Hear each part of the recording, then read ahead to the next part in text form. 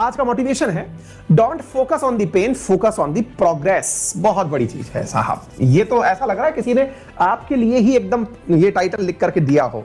Don't focus on the pain, focus on the gain. यहां ये होना चाहिए था, है ना, लेकिन ये प्रोसेस की बात कर रहा है, प्रोग्रेस की बात कर रहा है। वास्तविकता भी है, हम में जितने भी साथी हैं वो नित्य इस क्लास को पढ़ने के लिए कुछ ना कुछ तो पेन सहन कर ही रहे हैं। अब उस पेन को सहन करते करते इतना तो सभी को समझ में आ गया है कि पेन के बाद में जो लिटिल बिट गेन होता है वो थोड़ा अच्छा बढ़िया सी फीलिंग देती है।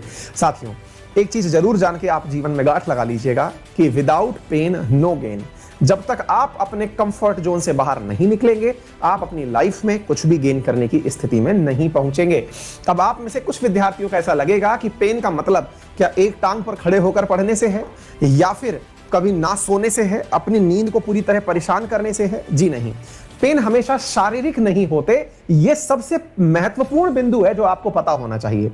हम में से अधिकांश लोग समझते हैं कि सर ने कहा है कि नो पेन नो गेन, इसका मतलब है कि चलिए शरीर को कष्ट देते हैं, हम जो है रात भर सोएंगे नहीं, आंखों को जलन मचने देंगे, हम लोग जो है वो मतलब बैठेंगे ही नहीं या फिर लेटेंगे ही नहीं। ये तमाम प्रकार की चीजें।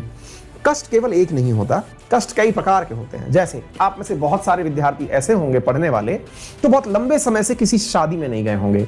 आप में से बहुत सारे विद्यार्थी ऐसे होंगे जिन्होंने लंबे समय से कोई फिल्म नहीं देखी होगी। बहुत से मित्र मेरे ऐसे होंगे जो व्हाट्सएप यूज नहीं करते होंगे, फेसबुक पर नहीं जाते होंगे।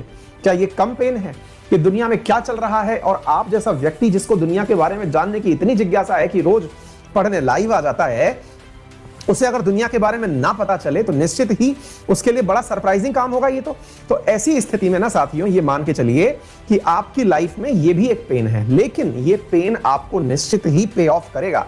जिस दिन आपको रिजल्ट्स मिलने शुरू होंगे तब आप इसी प्रक्रिया को उसके लिए जिम्मेदार ठहराएंगे, क्योंकि थोड़ा ही सही किसी भी नजदीकी के साथ समय बिताने पर आपका जो अपना समय खर्च होता है वो वापस नहीं आता। और पढ़ाई के समय पर आपका एक सूत्री कार्यक्रम पढ़ना ही है तो अन्य कार्यों को प्राथमिकता ना दें। विद्यार्थियों के जीवन में सबसे बड़ा संकट है पढ़ते समय किसी अन्य कार्य को प्राथमिकता दे देना। वो पढ़ते तो हैं लेकिन उसे सेकेंडरी कार्य समझ के कि जब कुछ नहीं है तो चलो पढ़ लेते हैं, जब कुछ है तो चलिए वो कर लेते हैं। किसी दोस्त ने कहा कि हमारे साथ मार्केट चलो, तो बोले चलते हैं, पढ़ाई ही तो है बाद में कर लेंगे, जब आएंगे तब कर लेंगे। जी नहीं, विद्यार्थी जीवन में आपके पास एक ही काम है जो प्राइमरी है, जिसका नाम है पढ़ाई। कभी आपने अपने पिताजी को, अपने घर में काम करने वाले नौकर, जो भी नौकरी करने वाले नौकरी पेशा व्यक्ति हैं परिवार के, चाहे मम्मी हो चाहे पापा हो, आपने उन्हें कभी इस प्रकार से नहीं देखा होगा कि उनके सहेली ने या उनके दोस्त ने, किसी ने ये कहा हो कि चलिए घूम के आते हैं, और वो ऑफिस जाने वाले थे तो उन्होंने ऑफिस छोड़ करके घूमने का निर्णय ले लिया हो। उन्होंने ऑफिस का मतलब ऑफिस ही समझा।